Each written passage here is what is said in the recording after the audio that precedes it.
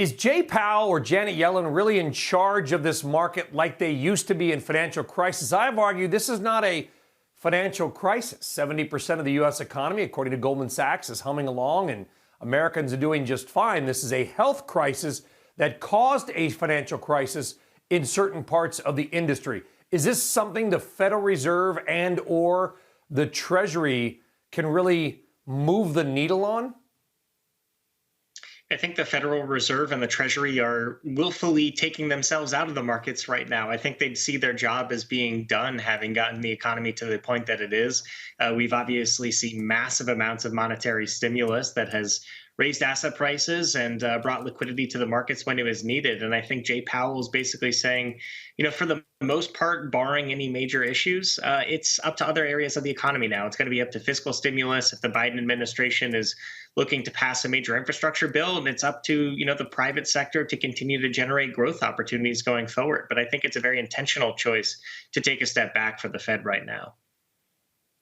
Okay, so where do you think those private sector opportunities are going to be, Jay? Well, I think the major opportunities right now are related to reflation. We just saw, 1.9 trillion pass in fiscal stimulus, and another 3 trillion is now on deck with infrastructure. This is really probably going to stimulate more economic activity, but also increase inflation. Areas that have historically done very well in this type of environment are metals like copper, tend to be very leveraged to inflation. Energy stocks, in particular midstream, like the oil and natural gas complex that moves those energy supplies around the country.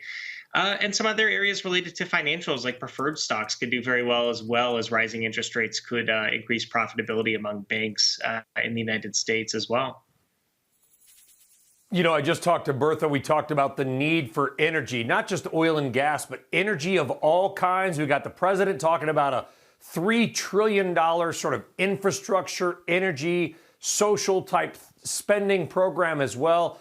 All of that seems to bring you back to your MXLP ETF. Now, this is more than I think the pipeline side, but you believe there are also tax advantages, dividend advantages in an industry that, while it gets its knocks, is not going away anytime soon.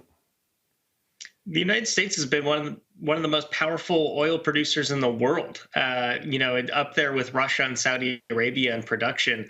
That oil and natural gas has to get moved around the country. It has to go from West Texas to Corpus Christi to be exported. It has to go from Pennsylvania and shale drilling regions out to the Northeast, where a lot of it is consumed.